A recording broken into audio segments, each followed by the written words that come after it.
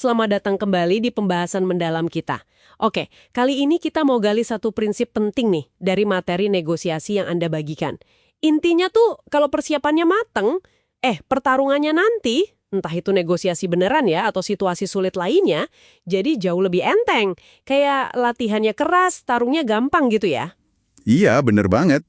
Dan ini bukan cuma slogan loh. Apalagi kalau kita lihat sumbernya, buku Scott Walker, Order Out of Chaos. Dia kan negosiator sandera, jadi taruhannya tinggi banget. Persiapan buat dia itu ya fondasi utama. Tujuannya kayak ngebangun memori otot mental gitu, sebelum krisisnya beneran kejadian. Tapi yang seru, konsep ini relevan banget buat kehidupan kita sehari-hari, buat Anda juga. Betul. Nah, kita mulai dari yang pertama nih, kekuatan latihan mental. Ada studi soal pemain basket itu kan ya di materi Anda. Yang cuma ngebayangin lemparan bebas aja, peningkatannya hampir sama kayak yang latihan fisik beneran. Iya, itu menarik banget. Kelompok visualisasi naik 23%, yang latihan fisik 24%. Beda tipis banget. Ini nunjukin kalau pikiran kita tuh, wah kuat banget ya pengaruhnya. Itu gimana sih cara kerjanya di otak? Kok bisa cuma ngebayangin aja hasilnya mirip latihan fisik? Nah, jadi gini, visualisasi itu bukan sekedar ngayal kosong, secara psikologis ya, ini kayak ngebangun jalur saraf baru buat sukses. Kalau Anda berulang kali ngeliat diri Anda berhasil di pikiran, otak tuh mulai nerima itu sebagai kemungkinan nyata. Ini nih yang ngebangun keyakinan diri yang beneran, bukan pede kosong. Jadi pas Anda siap-siap buat, katakanlah presentasi penting, atau mau negosiasi gaji, visualisasi ini kayak, ya latihan beban, tapi buat mental Anda. Oke, masuk akal. Penulis bukunya sendiri, si Walker ini, dia ceritakan kalau dia rutin banget visualisasiin detail negosiasi, apalagi yang krusial kayak, wah, pas penyerahan uang tebusan gitu. Katanya sih, ngelatih detail kecil kayak gini ngebangun keyakinan dia sama strateginya. Kalau dipikir-pikir, konteksnya dia kan high risk banget ya. Jadi persiapan mental kayak gini pasti krusial banget, bukan sekedar tambahan. Tentu saja. Bayangin aja, di situasi penyanderaan, salah dikit keputusan sepersekian detik di bawah tekanan itu, wah, urusannya nyawa. Makanya persiapan mental plus latihan praktisnya jadi vital banget. Ini nyambung ke ide, Oh, yang immediate action drill itu ya, kayak latihan tindakan cepat gitu, yang udah disiapin kalau kita lagi kebajak emosi. nah, persis. Itu contoh berlatih keras yang spesifik banget. Anda sengaja ngelatih respons otomatis. Jadi pas emosi lagi tinggi-tingginya nih, Anda udah punya kayak tombol darurat yang siap pencet. Ini bukan berarti nahan emosi ya, tapi lebih ke punya rencana cadangan gitu. Pas emosi itu muncul, mau ngapain? Menarik. Terus ada lagi konsep bunch of fives. Antisipasi 3-5 tantangan utama di area kunci. Ini kedengarannya kayak persiapan yang sistematis banget ya. Bedanya apa dong sama khawatir biasa aja? Kadang kan kita suka overthinking juga. Nah, bedanya di dua hal. Proaktif sama terstruktur. Kalau khawatir itu kan pasif. Muter-muter di situ aja, kadang nggak jelas juga khawatirin apa. Kalau bunch of fives ini, latihan mental yang aktif.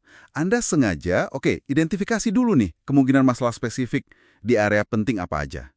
Misalnya, hasil, penjualan, tim, keuangan, aturan. Terus, mulai mikirin, kira-kira responsnya gimana ya? Ini ngubah rasa cemas jadi perencanaan strategis. Berlatih kerasnya di sini yaitu ngadepin skenario sulit di pikiran Anda sebelum beneran kejadian. Jadi lebih siap gitu. Oke. Dan ini berlaku juga buat persiapan jangka panjang ya, kayak konsep battle rhythm yang disebut di materi itu. Betul sekali. Negosiasi penyanderaan itu kan bisa makan waktu berbulan-bulan loh. Coba bayangin, kalau nggak ada ritme atau rutinitas yang dijaga, istirahat cukup, olahraga, evaluasi rutin performa, pasti ambruk. Nah, battle rhythm ini sebenarnya latihan keras yang konsisten buat jaga stamina mental dan fisik dalam pertarungan jangka panjang. Ini relevan banget buat Anda yang mungkin lagi nanganin proyek gede atau ngelewatin fase hidup yang stresnya berkelanjutan. Rutinitas yang kadang kelihatan sepele itu justru bisa jadi jangkar kita di tengah badai gitu. Iya juga ya, kadang kita suka lupa pentingnya hal-hal dasar kayak tidur cukup justru pas lagi nggak krisis. Padahal itu bagian dari latihannya juga ya. Ironisnya gitu kan, justru pas lagi tenang, itu kita punya kesempatan buat bangun fondasi ketahanan diri. Sip. Nah, Terakhir nih, sebelum terjun ke situasi penting, ada kayak checklist praktis gitu ya, 3 langkah. 1, kelola kondisi internal, sadar lagi emosinya gimana. 2, aktifkan red center, batin ini semacam kondisi mental paling oke kita, zona fokus terbaik gitu ya. 3, visualisasiin hasil positif, tapi tetap antisipasi skenario terburuk. Jadi ingat pepatah, slow is smooth and smooth is fast. Pelan-pelan dulu biar mulus, malah jadi cepat nantinya. Ya, checklist ini kayak puncak dari semua persiapan tadi. Sengaja ngambil waktu sejenak buat, cek mesin internal dan fokus, itu justru bikin kita bisa gerak lebih efektif pas tekanan datang. Ini bukan buang-buang waktu, tapi investasi beberapa detik aja buat performa puncak. Persiapan bikin kita tenang. Nah, ketenangan ini yang bikin kita bisa bergerak cepat, tapi tetap terkontrol. Dan konsisten, baik itu mental, latihan praktis maupun rutinitas, itu kunci buat jadi lebih tangguh dan efektif pas lagi di bawah tekanan. Prinsip berlatih keras, bertarung mudah ini benar-benar berlaku universal ya, nggak cuma buat negosiasi ekstrim. Persis. Intinya gini, persiapan itu ngurangin beban kognitif Anda pas situasi lagi panas-panasnya. Kenapa? Karena sebagian respon sudah terlatih. Jadi kapasitas mental Anda lebih lega buat mikir strategis, nggak cuma reaktif buat bertahan hidup aja. Nah, ini pertanyaan refleksi buat Anda yang dengerin. Coba ingat-ingat situasi menantang terakhir Anda. Ada nggak area di mana persiapan yang lebih matang mungkin bisa bikin hasilnya beda? Terus, di aspek mana nih Anda bisa berlatih lebih keras supaya pertarungan berikutnya nanti terasa lebih ringan? Sebagai penutup, ada kutipan menarik juga di materi ini. Repetition is the mother of all skill. Pengulangan itu induknya semua keahlian.